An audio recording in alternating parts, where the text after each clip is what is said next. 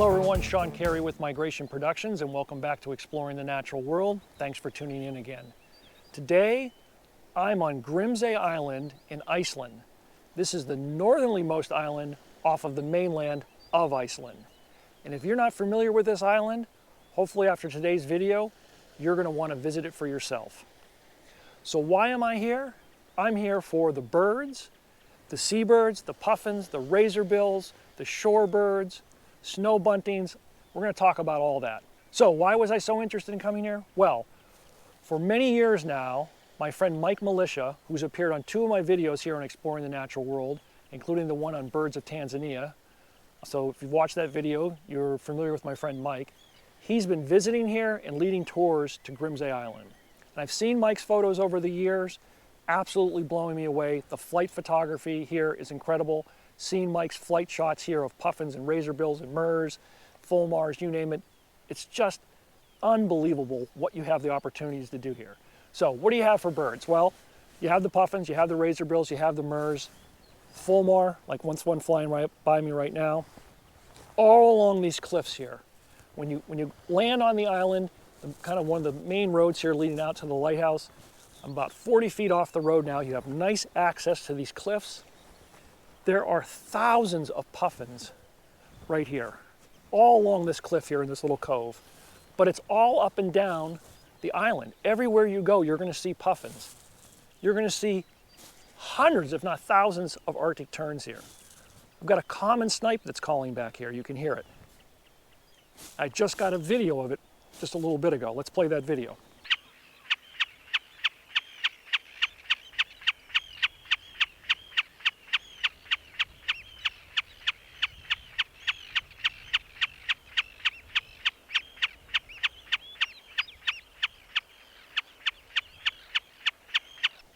And you can hear him still calling in the background.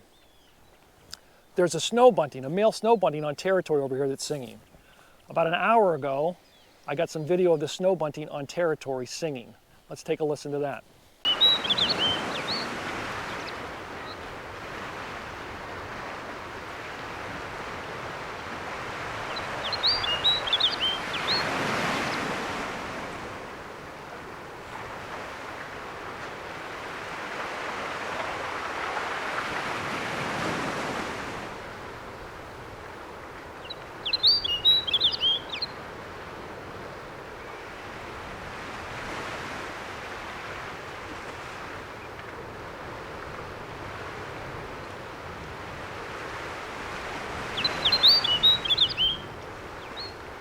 You know, my friends in Massachusetts and New England, we see snow buntings in the winter, sometimes in good numbers, right?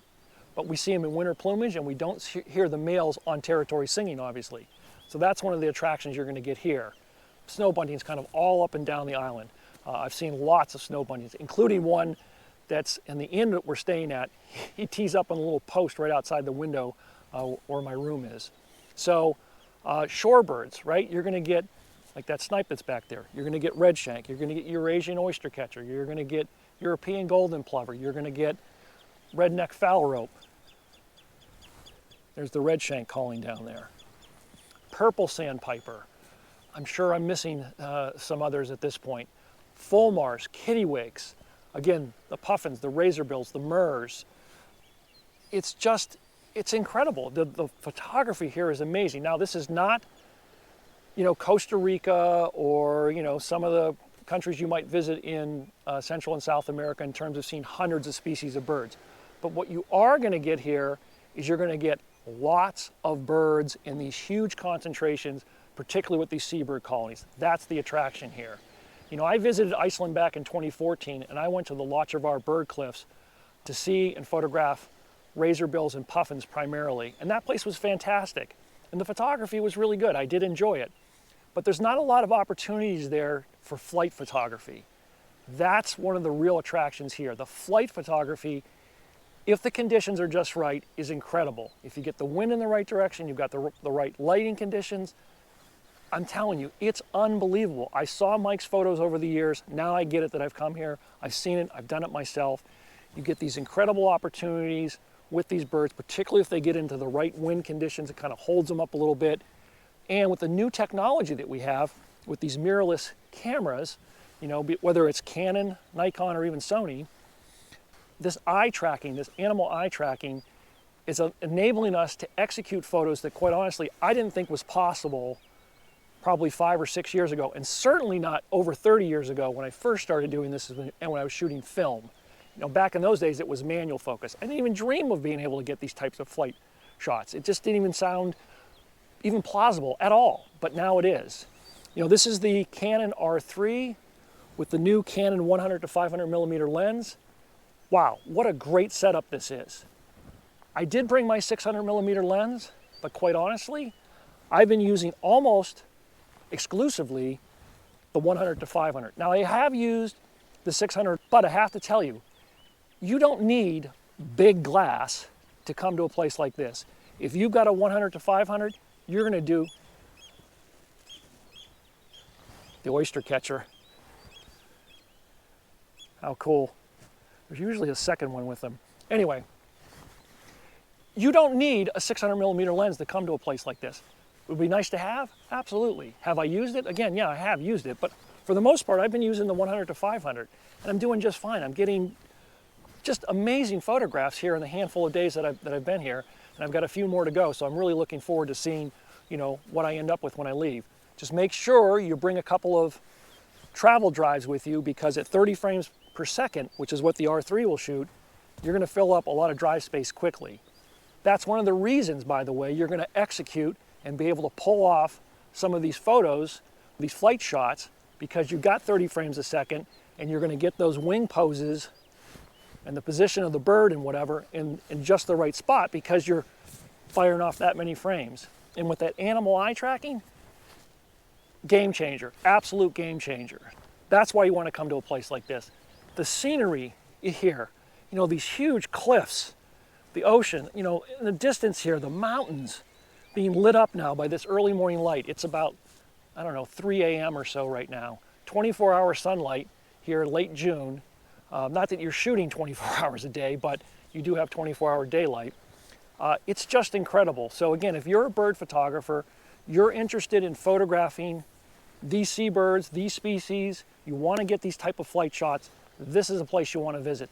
The people here in Iceland are great. They're fantastic. Our host here at the inn we're staying, she's simply the best. I mean, I just can't say enough good things about the whole experience here. You're going to enjoy it.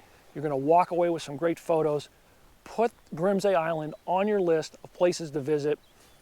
Get your gear, make your plans. You're going to love it. It's just incredible. So that's it. I just wanted to share a few thoughts.